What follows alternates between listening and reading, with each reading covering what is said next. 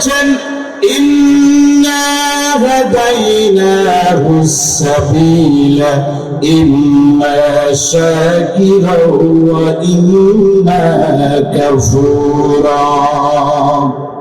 আল্লাহ রাব্বুল আলামিন বলেন নিশ্চয় হাদাইনাহুস সাবিল, নিশ্চয় আমি আল্লাহ রাব্বুল আলামিন তোমাদেরকে হেদায়েতের রাস্তা, হেদায়েতের পথ আমি আল্লাহ রাব্বুল আলামিন দেখাইছি। ইম্মা শাকিরা ওয়া ইম্মা কাফুরা, হয় কৃতজ্ঞ হবে না হয় অকৃতজ্ঞ। আমার প্রিয় বন্ধুগণ, আল্লাহ রাব্বুল আলামিন তার প্রশংসার ব্যাপারে নির্দেশ দিয়ে কোরআনুল কারীমে বলেছেন ওয়াশকুরুলি ওয়া লা তাকফুরুন। আল্লাহ রাব্বুল আলামিন বলেন বান্দা আমার শুকর আদায় করো, আমার কৃতজ্ঞতা আদায় করো, আমার প্রশংসা আদায় করো, ওয়া লা তাকফুরুন, আর আমার অকৃতজ্ঞ, আমার নাফরমান বান্দা হইও না। বালিগম্বর হযরত দাউদ আলাইহিস সালাম তার পরিবারকে লক্ষ্য করে আল্লাহ রাব্বুল আলামিন কোরআনুল কারীমে বলেছেন ইয়ামালু আলা দাউদ শুকরা ওয়া কালিলুম মিন ইবাদিয়াশ শাকুর। আল্লাহ রাব্বুল আলামিন বলেন হে দাউদের পরিবার, আমার কৃতজ্ঞতার স্বরূপ আমল করে যাও, আমার শুকর আদায় স্বরূপ আমল করে যাও। আমার বান্দাদের মধ্যে খুব অল্প সংখ্যক লোক আমার শুকর আদায় করে, আমার কৃতজ্ঞতা আদায় করে। কথাকার আজকে বলবেন না, কথাকার অল্প সংখ্যক লোক যারা আল্লাহর কৃতজ্ঞতা আদায় করে, আল্লাহর শুকর আদায় করে। আমার প্রিয় বন্ধুরা, আল্লাহ রাব্বুল আলামিন হযরত লুকমান আলাইহিস সালামকে জ্ঞান দান করলেন, হিকমত দান করলেন।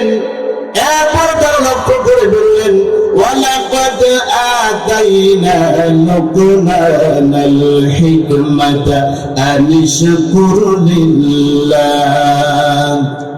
আল্লাহ রাব্বুল আলামিন বলেন আমি লুকমানকে হিকমত দান করেছি, জ্ঞান দান করেছি, যাতে করে সে আমার কৃতজ্ঞতা আদায় করে, আমার শুকর আদায় করে।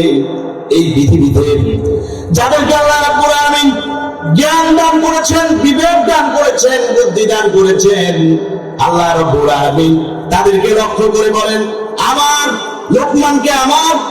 লোকমানকে বলেছি সে যেন আমার কৃতজ্ঞতা আদায় করে, আমার প্রশংসা আদায় করে। সুতরাং এই দুনিয়ায় যারা জ্ঞানী, যাদেরকে আমি হিকমত দান করেছি, তারাও যেন আমার শুকর আদায় করে। জোরে বলেন সুবহানাল্লাহ।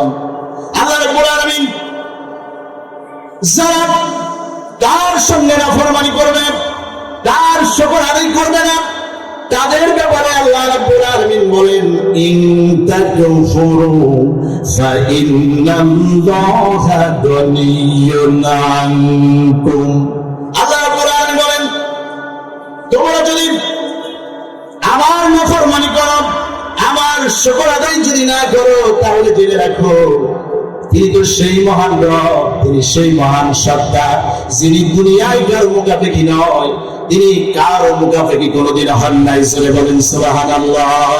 তিনি কারো মুখাপেক্ষী নয়, সমস্ত মাখলুক, সমস্ত সৃষ্টি তার মুখাপেক্ষী। আল্লাহু গনিয়্যুন হামিদ, তিনি হচ্ছেন প্রশংসিত এবং তিনি হচ্ছেন কারো মুখাপেক্ষী নয়, সকল সৃষ্টি হচ্ছে তার মুখাপেক্ষী। জোরে আওয়াজ দিয়ে বলেন সুবহানাল্লাহ। আমার প্রিয় বন্ধুরা, আল্লাহ রাব্বুল আলামিন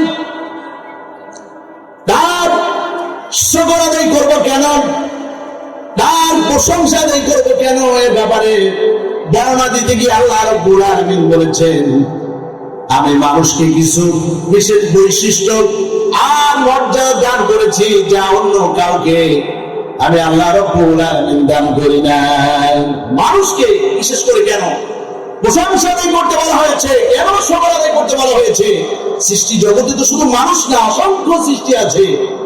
এর মাঝে আল্লাহ কেন মানুষকেই বললেন তোমরা আমার কৃতজ্ঞতা আদায় করো, আমার শুকর আদায় করো? আমার প্রিয় বন্ধুরা,